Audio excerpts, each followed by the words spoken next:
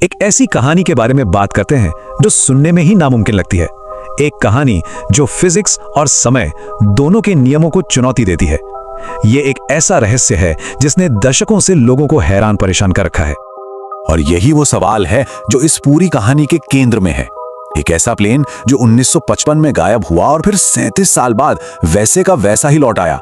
क्या ये वाकई में मुमकिन है? तो चलिए कहानी की शुरुआत करते हैं। चलते हैं उस दिन जब ये सब शुरू हुआ था। तो बात है 2 जुलाई 1955 की। एक बिल्कुल नॉर्मल दिन। पैन एम की फ्लाइट 914 ने न्यूयॉर्क से मियामी के लिए उड़ान भरी। सब कुछ ठीक चल रहा था, लेकिन टेक ऑफ के कुछ ही देर बाद अटलांटिक महासागर के ऊपर प्लेन अचानक रडार से गायब हो गया। ना कोई इमरजेंसी कॉल, ना कोई चेतावनी, कुछ भी नहीं, बस गायब।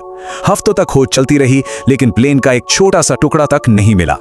तो जाहिर है महीनों की खोज के बाद सबने मान लिया कि प्लेन क्रैश हो गया है।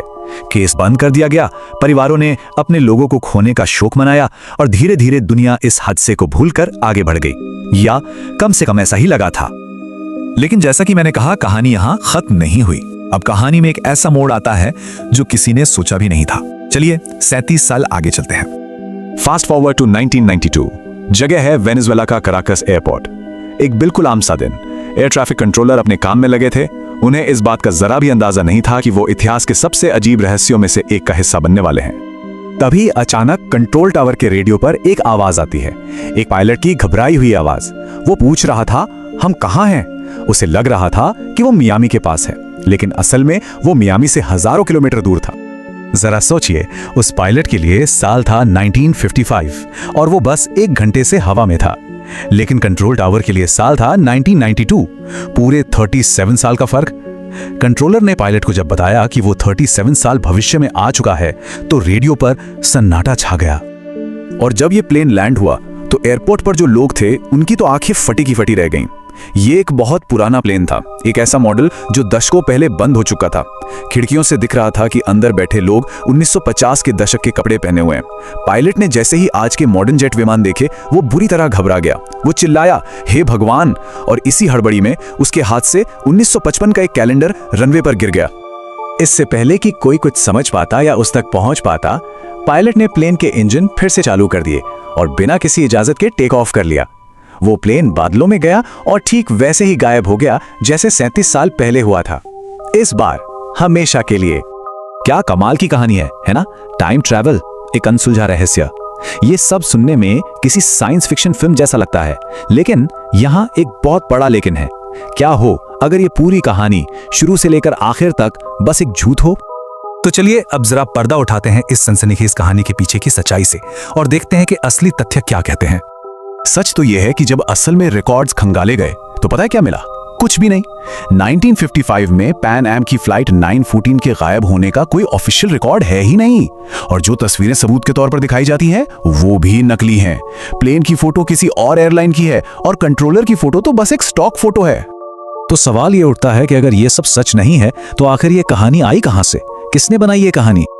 इसका जवाब है एक अमेरिकी अखबार जिसका नाम था वीकली वर्ल्ड न्यूज। ये कोई न्यूज़पेपर नहीं था, बल्कि एक टैबलॉइड था जो अपनी मनगढ़ंत और सनसनीखेज कहानियों के लिए जाना जाता था। उन्होंने ही 1985 में इस कहानी को बनाया और छापा था। और ये समझने के लिए कि ये अखबार कितना भरोसेमंद था, उनकी कुछ और हेडलाइंस पर नजर डालते हैं, जैसे कि गुफा में मिला चमगादड़ लड़का या हिलरी क्लिंटन ने चमगादड़ लड़के को गोद लिया। मतलब साफ है, इनका काम सच बताना नहीं बल्कि मसालेदार कहानियां बेचना था। और मजे की बात यह है कि उन्हें यह फ्लाइट 914 वाली कहानी इतनी पसंद आई कि उन्होंने इसे सालों बाद फिर से छापा। बस हर बार तारीखें और छोटी मोटी डिटेल्स बदल देते थे। यह इस बात का पक्का सबूत है कि यह कहानी पूरी तरह से काल्पनिक थी। ठीक है, तो ये तो हुई पुरानी बात, लेकिन सवाल यह है कि ये झूठी कहानी आज भी इतनी जिंदा कैसे है, खासकर इंटरनेट के जमाने में? यकीन करना मुश्किल है, लेकिन एक पुरानी टैबलॉइड की झूठी कहानी आज इंटरनेट पर वायरल है। 2019 में एक YouTube वीडियो ने इसी कहानी को एक असली रहस्य बताकर पेश किया और उस पर व्यूज कितने थे? लगभग 2 करोड़। तो आखिर ये होता कैसे है? बहुत सिंपल है। सबसे पहले एक ऐसी कहानी चाहिए जो सुनने में मजेदार हो, फिर उसे एक असली अनसुलझे रहस्य की तरह पेश करो, उसमें थोड़ा और मसाला डाल दो और लोग बिना फैक्ट चेक किए उसे शेयर करना शुरू कर देते हैं।